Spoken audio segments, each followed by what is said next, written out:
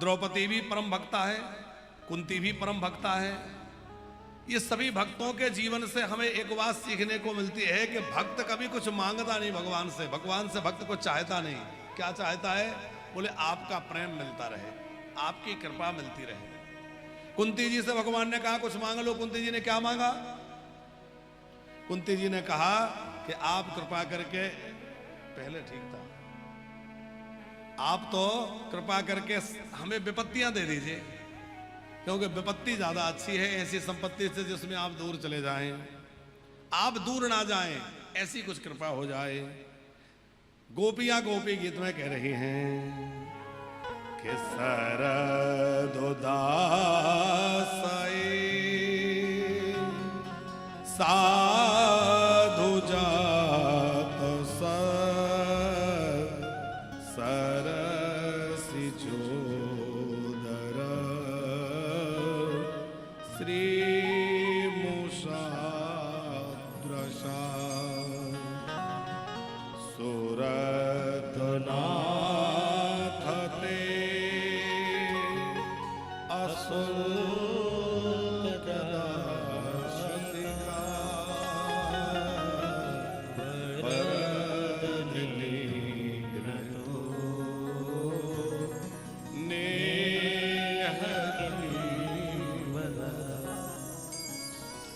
रास मंडल में से जब भगवान श्री कृष्ण अंतर ध्यान हो गए तो रास की जो रमणियां हैं, जो गोपियां हैं, वह ब्रह की व्यथा से व्यथित होकर श्री कृष्ण का अन्वेषण उस वन में कर रही हैं।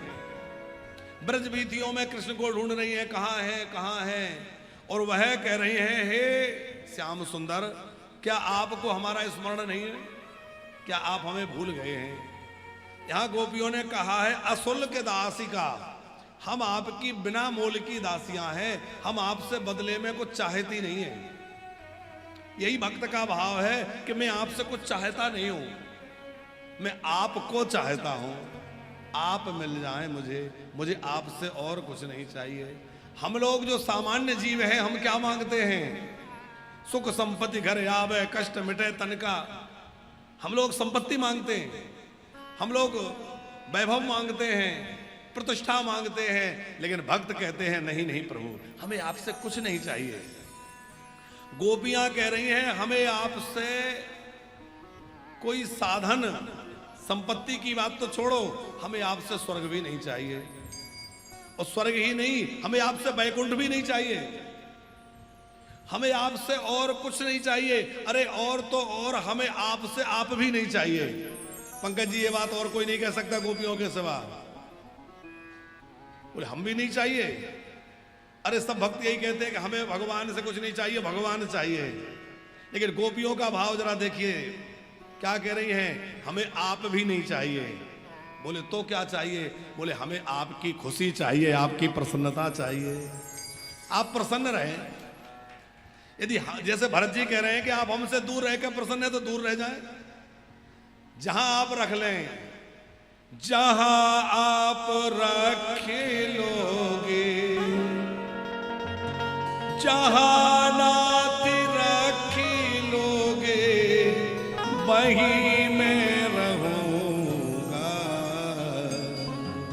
और जहां ले चलोगे वहीं मैं दूंगा, जहां ले चलोगे वहीं मैं दूंगा। आप जहां ले जाएं, आप जो करवाएं, यदि आपको लगता है कि आप हमसे दूर रह के ज्यादा खुश हैं तो हम हट नहीं करेंगे कि आप हमारे पास रहो। और ये भाव यदि गोपियों का नहीं होता तो जब श्री कृष्ण मथुरा जाने लगे तो गोपियां कहती कि हमें छोड़ के कैसे जा रहे हो, साथ में लेके चलो, नहीं जा सकते ऐसे। लेकिन गोपियों ने ऐसी हट नहीं की। गोपियों ने कहा तत् सुखे सुखित्वम, आप जिसमें प्रसन्न रहें। फिर आप कहेंगे कि जब गोपियों को यही है कि श्री कृष्ण दूर रह के भी खुश हैं तो खुश बने रहें, अब अंतर ध्यान हो गए तो खुश ही होंगे, तो रो क्यों रही हैं? बोले रो इसलिए रही हैं कि आप इस वन में हमसे दूर दूर भाग रहे हैं, कहीं आपके पैरों में कोई कांटा ना चुभ जाए, आपके चरणों में कोई कंकड़ ना बिध जाए। आपको ठोकर ना लग जाए, आपको कोई पीड़ा ना हो जाए। हमें इस बात का भय है कि कहीं हमारे श्याम सुंदर, हमारे प्राण धन को कोई कष्ट ना हो जाए। इसलिए हे श्याम सुंदर, आप अपने चरण ला करके हमारे हृदय पर धारण करा दीजिए। आप अपने वह चरण, कौन से चरण? फणी फणार पिता ते पदाम्बुजा प्रणो कुचे सुना क्रांतिवृक्षया।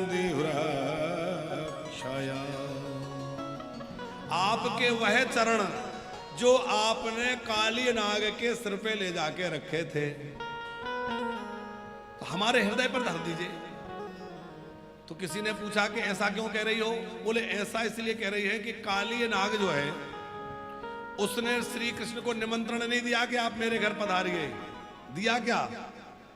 सब भगवान बुलाते हैं, प्रभु मेरे घर आइए, लेकिन क्या काली नाग ने भगवान को बुलाया? नहीं बुलाया। फिर भी भगवान जबरदस्ती पहुंच गए। और जो चरण ब्रह्मा जी को प्राप्त नहीं होते, जो चरण शंकर जी को प्राप्त नहीं होते, जो चरण बड़े बड़े देवताओं को प्राप्त नहीं होते, वो एक नहीं दोनों चरण ले जाकर काली नाग के मस्तक पर ठाकुर जी ने पधरा दिया। बिना बुलाए पहुंच गए। तो आप कृपा करके हमारे पास भी आ जाइए और अपने चरण हमारी छाती पर, हमारे हृदय पर रख दीजिए। तो ठाकुर जी ने पूछा कि आप अपने वक्ष पर क्यों रखवाना चाहती हैं? बोले इसलिए कि जब आपने काली नाग पर अपने चरण रखे, तो आपके चरण रखते ही काली नाग का जो भयंकर दुष्ट स्वभाव था वह स्वभाव बदल गया। कैसा स्वभाव हो गया? बोले एक विषैला क्रोधी नाग भक्त बन गया। बन गया कि नहीं?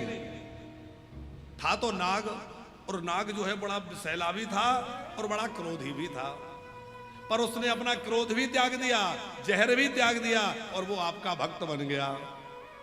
इसका मतलब है आपके चरणों में वो चमत्कार है कि जहां आपके चरण पड़ते हैं व्यक्ति की दुर्भावना नष्ट हो जाती है, दुराग्रह नष्ट हो जाता है, दुर्वासना नष्ट हो जाती है। और हमारे हृदय में कुछ दुर्वासना आई होगी तब तो आप हमें छोड़कर चले गए। हमारे मन में अभिमान आया या मान आया, गोपियां कह रही हैं, उसके कारण आप हमें छोड़कर चले गए। तो हमारे हृदय में जो बुराइयां उत्पन्न हुई, आप अपने चरण जब हमारे हृदय पर लाकर रख देंगे तो वह बुराइयां दूर हो जाएंगी। क्यों? बोले आपके चरणों में वज्र है। भगवान के जो चरण के तलवे हैं उनमें कुछ चिन्ह बने हुए हैं। कौन कौन से चिन्ह हैं? वज्र है, अंकुश है, ध्वजा है, पद्म है। ऐसे भगवान के चरणों में बड़े सुंदर सुंदर ये सब आकृतियां बनी हुई हैं, वज्र अंकुश आदि। तो वज्र जो है वो क्या करेगा? बोले जैसे वज्र बड़े बड़े राक्षसों को समाप्त कर देता है, वैसे ही आपके चरणों का जो वज्र है वो हमारे हृदय के दुर्विकारों को नष्ट कर देगा। जैसे अंकुश जो है वो बड़े से बड़े मत वाले हाथी को भी बस में कर लेता है, तो आपके चरणों में जो अंकुश है वह हमारे निरंकुश मन को, मन रूपी हाथी को बस में कर लेगा। समझ में आ रही ना सब बात? और आपके चरणों में कमल है, तो कमल तो जो है वो लक्ष्मी का निवास स्थान है।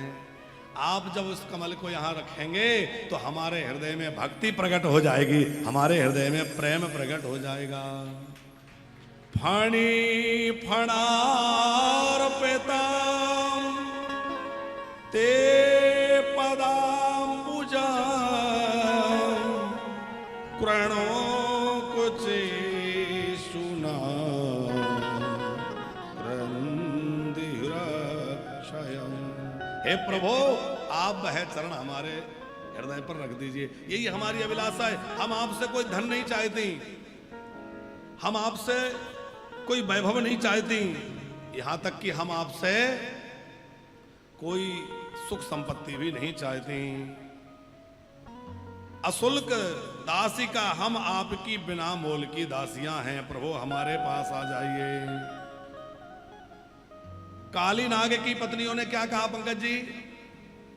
न नाक प्रश्नम न च सार्वभौमम न पारमेष्ठम न रसाधिपत्यम न योग सिद्धिर पुनर्भवम वा वांछन्ति यत पाद रजा प्रपन्ना। हे भगवान, हमें आपसे ना तो स्वर्ग की कोई कामना है, ना हम सार्वभौम साम्राज्य चाहते हैं, ना हम कोई रसातल की संपत्ति चाहते हैं। तो क्या चाहते हैं? बोले योग सिद्धि कुछ नहीं चाहते, हम तो आपके चरणों की रज चाहते हैं। आपके चरणों की रज, आपके चरणों का प्रेम हमें प्राप्त होता रहे। उसी प्रकार गोपियां कह रही हैं, देखो भक्त जो है वो भगवान से क्या मांगता है? वो भगवान से भगवान को ही मांगता है, अथवा भगवान से भगवान की प्रसन्नता मांगता है। आप खुश रहिए। कुंती जी कह रही थी ना, हमें तो विपत्तियां मिल जाएं। अब बताओ विपत्ति कौन मांगेगा? भीष्म जी कह रहे हैं प्रसन्न हासा और लोचन लसन, आप प्रसन्न बने रहे, हम तो ये चाहते हैं। अब लोग इसका अर्थ ऐसा लगाते पंकज जी कि भीष्म जी ने कहा कि आप यहां प्रसन्न होकर खड़े रहो, पर भीष्म जी ये नहीं कह रहे कि आप यहां प्रसन्न होकर खड़े रहिए, मुंह लटका के मत खड़े हो, बल्कि भीष्म जी कह रहे हैं हे श्याम सुंदर, मेरी जो दशा है उसको देख के कहीं आप दुखी मत हो जाना, क्योंकि आपका मुख कमल तो सदा प्रसन्न ही अच्छा लगता है। आप तो सदा मुस्कुराते रहें, आपका मुखोल्लास ही आनंद देता है। आप तो सदा हंसते रहें, आप खिलखिलाते रहें, आप प्रसन्न बने रहें, हम यही चाहते हैं, हम और कुछ नहीं चाहते। हम लोग आरती उतारते हैं। आरती का क्या अर्थ है? आरत माने होता है कष्ट, और आरती उतारने का मतलब है कष्टों को उतारना। किसके? अपने नहीं, भगवान के। अब कोई कहेगा भगवान पे क्या कष्ट है भाई? पर ये भाव है भक्त का, जैसे एक माँ अपने बालक की बार बार बलैया लेती है कि नहीं, तुझ कोई की नजर ना लगे, तुझ पर कोई पीड़ा ना आए, कोई कष्ट ना आए, तो ऐसे माता करती है ना। ऐसे ही भक्त सवेरे शाम आरती उतारते हैं, प्रभु हम आपके आरत का हरण कर रहे हैं। अब बताओ हम उनकी आरत हरेंगे कि वो हमारी हरेंगे? आरत माने कष्ट, भगवान हमारे कष्ट हरने वाले हैं। लेकिन भक्त जो है वो भगवान के मंगल की प्रार्थना करता है, प्रभु आप प्रसन्न रहें, आप मुस्कुराते रहें। सुरतनाथ ते सुलक दासिका वरधनिग्न तो नेह किम बधा। प्रभो, किसी को अपने प्रेम जाल में फंसा लिया जाए और फिर उसको तड़फाया जाए तो यह भी उचित नहीं है। इसलिए आप कृपा करके हमें अपना मंगल में उस मुख कमल को दिखा दीजिए कि आप खुश हैं। एक बार आप अपनी प्रसन्न चित्त आप मुखाकृति दिखा दीजिए। अब हमारे पंकज जी कह रहे थे कि कथा की शुरुआत गोपी गीत से ही करिए, तो हमने कहा चलो एक एक भाव गोपी गीत का बीच बीच में लेते चलें। कल हमने कथा कहाँ छोड़ी थी? कल हमने द्वितीय स्कंद को विराम दिया था, जहां अनेक कामनाओं के लिए अलग अलग देवताओं का सुखदेव जी ने वर्णन किया है। सृष्टि विषयक प्रश्न किया, तो सृष्टि के संदर्भ में कुछ चर्चा हमने सुनी थी, और आज हम विदुर जी के प्रसंग से कथा को प्रारंभ करते हैं। जब श्री परीक्षित जी ने कहा, राजन परीक्षित जी ने कहा गुरुदेव आप मुझे सृष्टि के विषय में सुनाइए, तो सुखदेव जी बोले राजन सृष्टि के संदर्भ में ऐसा ही प्रश्न जो है श्री विदुर जी महाराज ने मैत्रेय ऋषि से किया था। इतना सुनते ही बोले महाराज जी विदुर जी और मैत्रेय जी का संवाद कैसे हुआ, कहाँ इनका मिलना हुआ? क्योंकि विदुर जी तो मेरे दादाजी हैं और मैंने सुना है वो बड़े भगवत भक्त थे, तो आप जरा उनके संदर्भ में कुछ सुनाइए। इतना सुनते ही परीक्षित जी को सुखदेव जी कहने लगे, राजन ये बात उन दिनों की है जब महाराज धृतराष्ट्र जो है पुत्र दुर्योधन के मोह में एकदम अंधे हो चुके थे। देखो बाहर के नेत्र तो धृतराष्ट्र को जन्म से ही नहीं थे, जन्म से धृतराष्ट्र अंधे हैं, लेकिन जो ज्ञान की दृष्टि होती है, अच्छा अंधे लोग भी देख लेते हैं कि नहीं? आप कहेंगे कैसे देख लेंगे? एक अंधों के नगर में माता जी, सूरदास जी की एक बड़ी अच्छी कल्पना है। बच्चों ध्यान से सुनना, तुम्हारे लिए समझ में आएगी, ऐसी बात सुना रहे हैं। एक अंधे लोगों का गांव था। कैसा गांव था? बोले पूरे गांव के लोग ही अंधे थे। ठीक है। वहां एक हाथी आया। जो लोग हाथी लेके आते हैं वो हाथी लेके आए। अब हाथी की घंटियां बजी, लोग दौड़े, भाई क्या है क्या है। तो महावत ने कहा हाथी है। सब बोले कि हम देखेंगे कैसा होता है हाथी। और महावत ने कहा तुम्हें तो दिखता नहीं, तुम कैसे देखोगे, तुम तो देख नहीं सकते। वो बोले हम छू के देखेंगे। तो बोले ठीक है देखो। महावत ने हाथी खड़ा कर दिया। अब देखो, किसी ने पीठ पर हाथ फेरा, किसी ने पैर पकड़ा, किसी ने सूंड पकड़ी, किसी ने कान पकड़े, किसी ने पूंछ पकड़ी। देख लिया? बोले देख लिया। जाए जाओ। अब हाथी वाला व्यक्ति जो था वो महावत, वो हाथी लेके चला गया। अब जो गांव के लोग थे उनकी मीटिंग हुई। अच्छा बताओ, ये बताओ हाथी कैसा होता है? आपस में वो बात कर रहे हैं। तो अब जिसने पीठ पर हाथ फेरा था वो कह रहा था हाथी जो है वो गोल चबूतरे की तरह होता है। तो पैर जिसने पकड़ा था वो बोला ना, हमने खुद हाथी देखा है, चबूतरे की तरह नहीं, अरे हाथी तो गोल खंबे की तरह होता है। तब तक कान वाला बोला सुनो, तुम दोनों झूठ बोल रहे हो, हमने खुद देखा था, हाथी अनाज साफ करने वाले सूप की तरह होता है। सूंड वाला बोला नहीं नहीं नहीं, गोल गोल ऐसा होता है, आगे पतला ऊपर मोटा। अब वो अलग अलग दल बन गए। पूंछ वालों की पार्टी अलग, पैर वालों की अलग, पीठ वालों की अलग, सबने अपने अपने अलग अलग पार्टी बना ली। भैया हम कह रहे हैं ये मानते नहीं, हमने खुद देखा है, वो कह रहे हैं हमने देखा है। अच्छा आप लोग बताओ, इनमें झूठ कौन बोल रहा है? कोई नहीं बोल रहा, लेकिन पूरी सच्चाई भी नहीं बोल रहा, अधूरी सच्चाई है। हफ्ते भर बाद वो महावत फिर लौटा, फिर घंटियां बजी, फिर लोग दौड़े, बोले हाथी देखना है। महावत ने कहा उस दिन तो दिखाया था। बोले उस दिन देखा था इसीलिए तो फिर से देखना है, क्योंकि झगड़ा मचा है हमारे यहाँ, हम लोग चैन से रह रहे थे, वो सब चला गया। क्यों? बोले ये कह रहे हैं ऐसा है, वो कह रहे हैं ऐसा, ये कह रहे हैं ऐसा।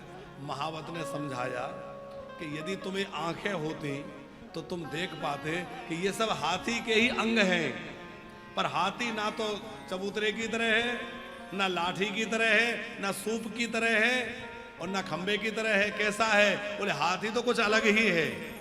अलग होता है कि नहीं? पूरा हाथी तो अलग ही होता, पर तुम्हें आंख नहीं है इसलिए तुम झगड़ा कर रहे हो। और यही स्थिति धर्म में है। अब हम लोग क्या है, जिसने भगवान का जितना अनुभव कर लिया, तो जिसके अनुभव में जो आ गया वो कहता भगवान ऐसे है, दूसरे के अनुभव में कुछ और आ गया वो कहता भगवान ऐसे हैं, तीसरे ने कुछ और अनुभव कर लिया वो कहता भगवान ऐसे हैं। तो भगवान कैसे हैं? बोले ना ऐसे हैं, ना वैसे हैं, ना वैसे हैं। यदि हमारे ज्ञान के नेत्र खुल जाएं तो पता चले भगवान कैसे हैं। वो नेत्र चाहिए, वो दृष्टि चाहिए। तो जब वो दृष्टि मिलेगी तो पता चलेगा कि उसका स्वरूप तो कुछ अलग ही है। हम तो बस किसी एक अंग को पकड़ के कह रहे थे ऐसा है ऐसा है। इसलिए ये झगड़ा करना कि भगवान ऐसे हैं भगवान ऐसे हैं, ये गलत है। हम और भगवान के भजन में लगें और साधन में लगें, धीरे धीरे हम भगवान के तत्व को जानेंगे। भगवान के तत्व को कौन जान सकता है? सोई जानहि, सोई जानहि जेहि देहि जनाहि, सोई जानहि जेहि देहि जनाहि, जानत तुम्हि तुम्हि होहि जाहि, जानत तुम्हि तुम्हि होहि जाहि, जानत तुम्हि तुम्हि होहि जाहि, सोई जानहि जेहि देहि जनाहि, सोई जानहि जेहि देहि जनाहि। होती बहुत है। आप ही तो मुख्य जजमान है, आप सो जाती फिर कैसे बात बनेगी? ध्यान में चली जाती। अच्छा भजन करती। हाँ ये बहुत अच्छा एक साधन है इस कथा में कि समाधि लग जाए तो बोल हम तो ध्यान में थे, कोई कह नहीं सकता कुछ। अच्छा कई बार कैमरे वाले जूम करके दिखाते, वो सोचते ये सही में ध्यान में होंगे, तो कैमरे वाले सोचते शायद ये ध्यान में है। तो आनंद है। बोल वृंदावन बिहारी लाल की। तो जब धृतराष्ट्र महाराज अपने खास भाई पांडु के पुत्रों के साथ बड़ा अन्याय कर रहे थे, अनीति कर रहे थे, न्याय पूर्वक जो हस्तिनापुर का राज्य था वो किसका था बच्चों? न्याय पूर्वक हस्तिनापुर का राज्य का अधिकारी कौन था? पांडव। लेकिन धृतराष्ट्र जो है वो अन्याय पूर्वक अपना चाहते थे और चाहते थे कि मेरा बेटा दुर्योधन राजा बन जाए। अच्छा महाभारत में और रामायण में क्या अंतर है? कोई आपसे पूछे कि महाभारत में और राम कथा में मूल अंतर क्या है? नहीं, हम आपको दूसरा कारण बताएं, ये तो सब जानते हैं। दूसरा कारण ध्यान से सुनना। जहां दूसरे का अधिकार छीनने की भावना होती है वहां महाभारत होता है, और जहां अपना अधिकार दूसरे को देने की भावना होती है वह राम कथा होती है।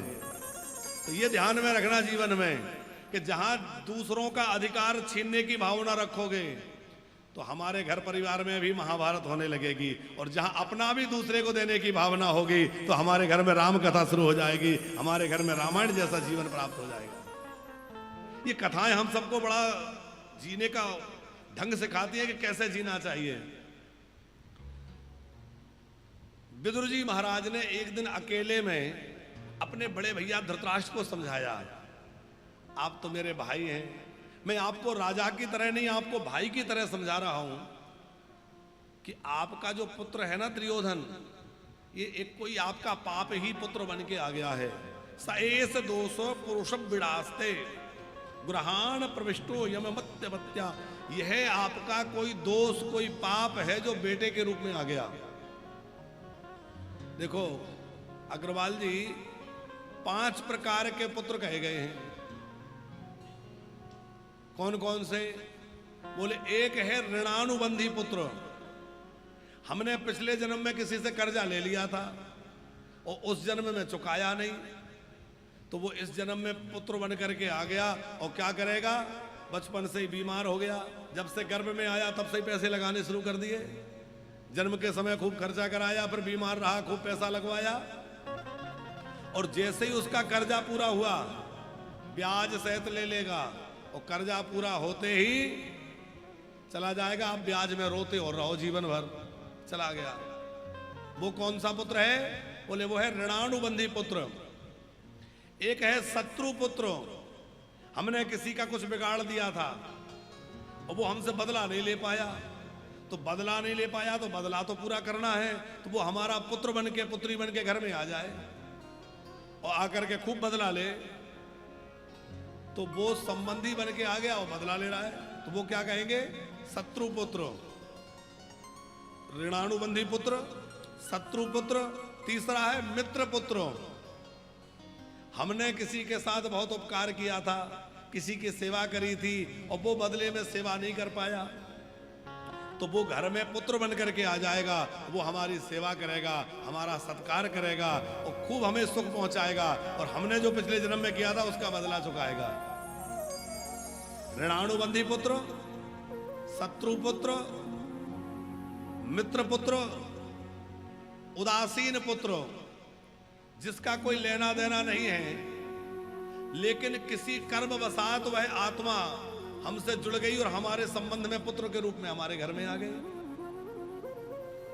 और 5वां जो है वो स्वेच्छा से जीवन धारण करके कोई जीवात्मा आई और वो आकर के हमारा सहयोग करने लग गए। तो एक जो बात है ये हमें एक और बल प्रदान करते हैं कि जीवन में हमें जो भी नाते रिश्तेदार मिले हैं वो हमारे पिछले जन्मों के कर्मों के हिसाब से मिले हैं। भाई, बंधु, पुत्र, पत्नी, बहू, सास है, कर्मों के हिसाब से मिली है कि नहीं? अब हम शिकायत क्यों करें और किससे करें? क्योंकि भैया पहले जो किया था वो आज सामने है और आज जो करेंगे वो आगे आने वाला है। इसलिए इस बार बढ़िया बढ़िया करते चलो, आगे अच्छा मिल जाए। देखो हम लोग ऐसे कर्म तो कर नहीं रहे कि मुक्त हो जाएं, तो मुक्ति तो हमारी बड़ी मुश्किल लग रही है। पर भैया ऐसा कर्म करो कि कम से कम अगली बार मनुष्य बन जाए, कोई हाथी घोड़ा ना बनना पड़ जाए, कीट पतंगा ना बनना पड़ जाए। और मनुष्य बने तो किसी बढ़िया घर में जन्म हो, अच्छे परिवार में जन्म हो। कई लोग होते हैं जीवन भर बेचारे वो भोजन के लिए भटकते रहते हैं, ऐसा भी होता है कि नहीं? तो किसी अच्छे घर में जन्म लें। और अच्छे घर में जन्म लेने के बाद हमें जो नाते रिश्तेदार संबंधी मिले, पुत्र बहू पत्नी आदि आदि, वो सब ठीक ठाक मिले। तो कब मिलेंगे? जब हम सबके साथ अच्छा अच्छा करते चलेंगे। अब हमने सबके साथ बढ़िया बढ़िया किया है तो हमें भी मिलेगा कि नहीं? और हमने सबके साथ बुरा किया है तो कल वो हमारे ही रिश्तेदार कुछ ना कुछ बन के आ जाएंगे और फिर पूरा बदला लेंगे।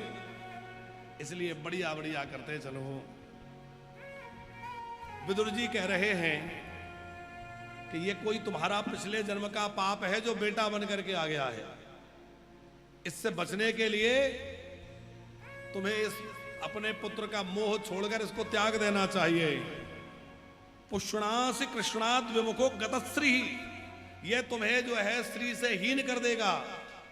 ये तुम्हें धर्म के मार्ग से भटका रहा है और ये तुम्हारे लिए कलंक रूप है। विदुर जी ने समझाया तुम्हारे जीवन पर कलंक लग रहा है। तेजास्व शैवम कुल कौशलाय, जैसे हमारे हाथ में कोई रोग ऐसा लग जाए कि डॉक्टर कहे कि कटवा दो नहीं तो पूरा शरीर गल जाएगा, तो भले ही हाथ हमारा अंग है पर हम उसको कटवाते हैं कि नहीं? किसी को थोड़ा डेले बढ़ा दो, हाथ में ऐसी बीमारी लग जाए कि डॉक्टर कहे कि इसमें सड़ना शुरू हो गया, भैया इसको कटवाना पड़ेगा, तो मजबूरी में कटवाते हैं कि नहीं? उसी तरह विदुर जी ने कहा कि भले ये तुम्हारा अंग है पर सारे कौरव कुल की रक्षा के लिए, कौरव कुल की कुशलता के लिए इसको त्याग दो। अब विदुर जी ने बहुत बढ़िया नीति समझाई।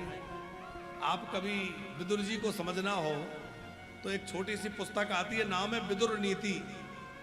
जैसे चाणक्य नीति एक किताब है, ऐसे ही बच्चों एक किताब है विदुर नीति। कभी उसको पढ़ना, तुम लोग पढ़ने में बड़े अच्छे हो और याद भी तुम बहुत जल्दी करते हो, याददाश्त अच्छी है। कौन सी बुक पढ़ना है? विदुर नीति। उसमें विदुर जी ने बहुत अच्छी अच्छी बातें लिखी हैं। छोटी सी किताब है, गूगल पे भी मिल जाएगी, PDF निकाल लो और कभी टाइम मिले तो उसको पढ़ो। अभी छुट्टियां चल रही हैं, कुछ ऐसी चीजें नई नई चीजें करो। तो विदुर नीति में विदुर जी ने बड़ा गजब का विश्लेषण किया है धर्म का। विदुर जी ने बहुत अच्छी बात कही थी पर धृतराष्ट्र को बात समझ में नहीं आई, क्योंकि वो पुत्र मोह में पड़े थे। और दुर्योधन ने सुन लिया, दुर्योधन को किसी ने शिकायत कर दी। चुगली करने वाले तो सब जगह होते ही हैं, ऐसा कहा जा रहा है। विदुर जी के सामने आकर के दुर्योधन ने तमाम गालियां सुनाई। ये दासी पुत्र मुझे घर से निकलवाएगा? अरे बताओ तो, इसका इतना मजाल, इसका इतना साहस। और धृतराष्ट्र ने बिल्कुल भी दुर्योधन को रोका नहीं।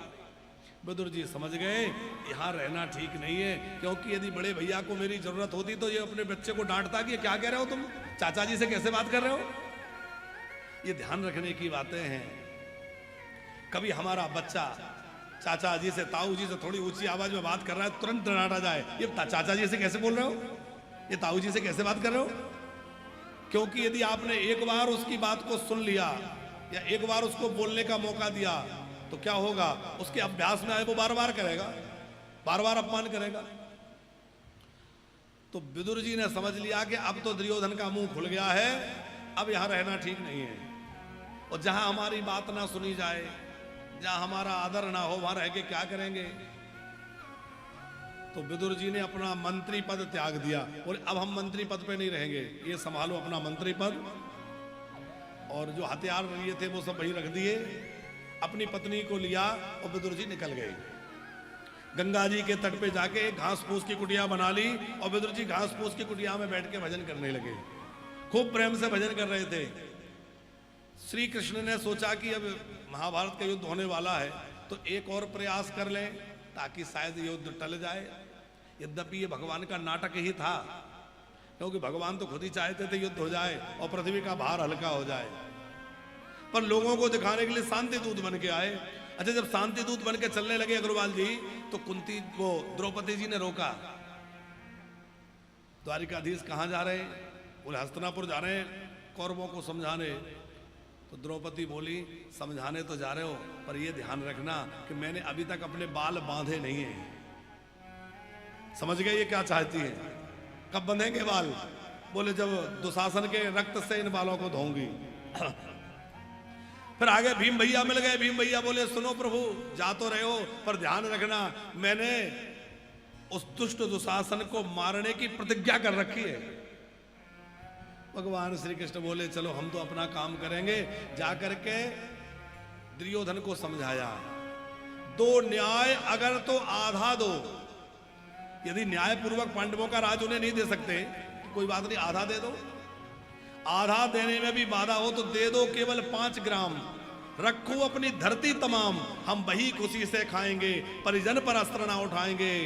पर दुर्योधन वह भी दे ना सका, आशीष समाज का ले ना सका। ये भी याद करना बेटा, ये बहुत अच्छी वो है, किसी कवि ने लिखी है। अब ये हमें भी याद नहीं कौन कवि का नाम क्या है, पर बहुत बढ़िया। ये हम जब 6वीं 7वीं क्लास में थे उसमें था ये। दुर्योधन वह भी दे ना सका, आशीष समाज की ले ना सका, उल्टा हरि को बांधने चला, जो सा असाध उसको साधने चला।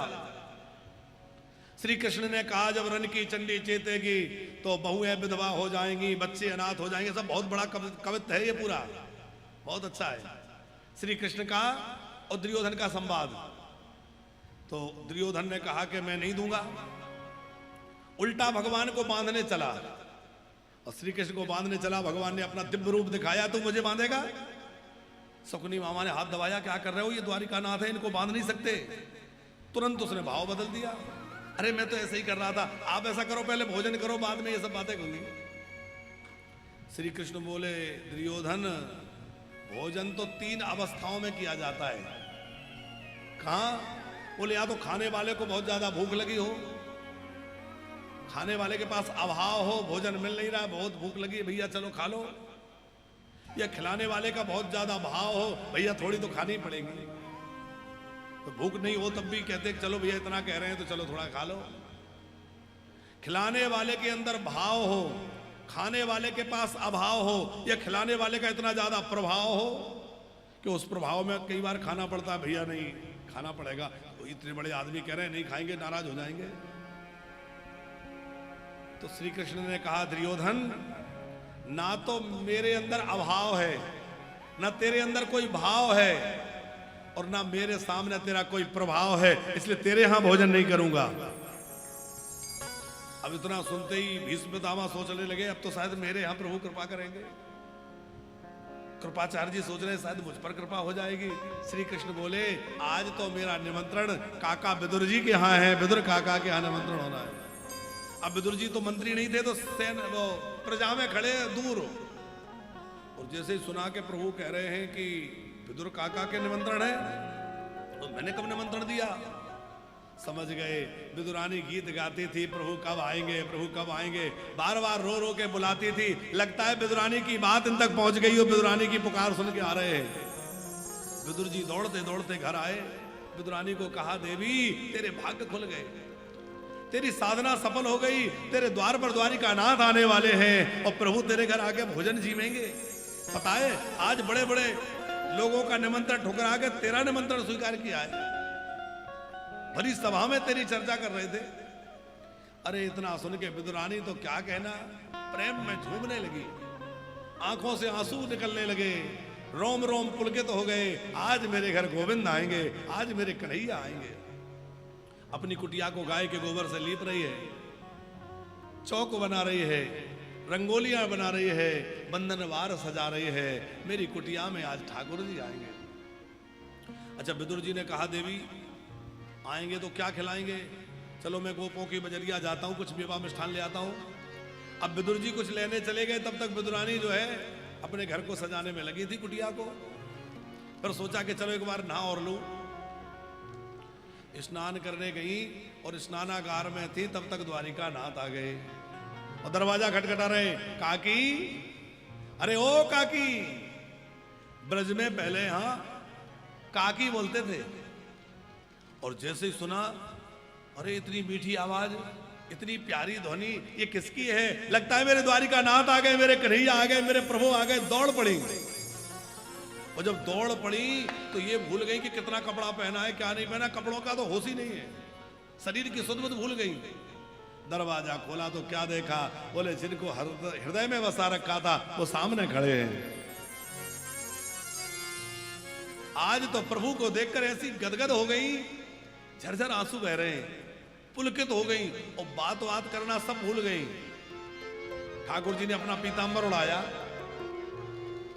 और कहा कि काकी ऐसे ही देखती रहोगी कि भीतर भी ले चलोगी?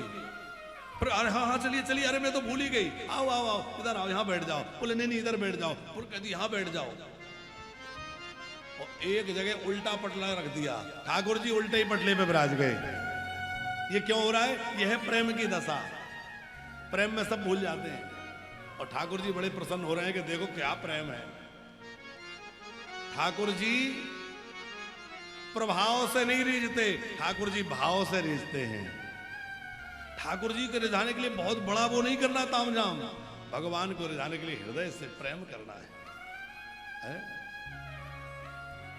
अब ठाकुर जी बैठ गए तो वो छवि इतनी प्यारी ठाकुर जी की कि विदुरानी की नजरें नहीं हट रही, और सामने बैठ के टकटकी लगाए देखे, निहारे जा रहे।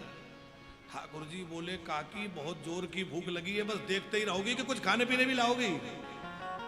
हाँ अभी लाती हूँ। अभी दौड़ के हड़बड़ाती भई गई, थोड़े फल रखे थे। कौन से? केले के फल उठा के ले आई, और प्रेम इतना था कि अपने हाथों छील के खिलाने लगी, मैं खुद खिलाऊंगी। अब देखो केला छीलती है, केले की गरी जो अंदर निकलती है वो कृष्ण को दे देती है, छिलका फेंक देती है। ठाकुर जी ने 2-4 तो केले खाए। विदुरानी का जो ध्यान था वो भगवान के मुख पर था, प्रेम में डूबी थी, भूल गई मैं क्या कर रही हूं। केला छीलें, छिलका ठाकुर जी को दे दें और केला की गरी फेंक दें। अब ठाकुर जी वो छिलका देख रहे हैं, क्या करूं इसका? फिर सोचा इतने प्रेम से दिया है और फेंक दूंगा तो इसके प्रेम का तिरस्कार हो जाएगा। ठाकुर जी ने कहा मेरा तो नियम है, जो प्रेम से तो वही खा लेता हूं, चलो यही खाओ। ठाकुर जी छिलका पाने लग गए, और 1-2 नहीं जाने कितने छिलके खा गए। विदुर जी आए भागते हुए, देवी ठाकुर जी आते होंगे, प्रभु आ रहे होंगे। अरे बोले आ नहीं रहे होंगे, कब के आके बैठे। और विदुर जी ने देखा ठाकुर जी के हाथ में केले का छिलका, और सामने गरी पड़ी है। गरी देख के सब समझ गए ये तो बाबरी है, इस पागल ने ठाकुर जी को छिलका खिला दिए। अरे देवी तूने ये क्या किया? बहुत फटकार लगाई। ठाकुर जी बोले आप क्या लाए हैं? वो बढ़िया मेवाएं, मिष्ठान, रबड़ी, बढ़िया बढ़िया मीठा लाए थे। ठाकुर जी ने पाया और पाके क्या बोले, काका जी एक बात कहूं, बुरा मत मानना। बोले नहीं नहीं कहो। बोले जो स्वाद काकी के छिलकों में था वो आपके मेवा और मिष्ठान में नहीं है। काकी के छिलके बहुत मीठे थे।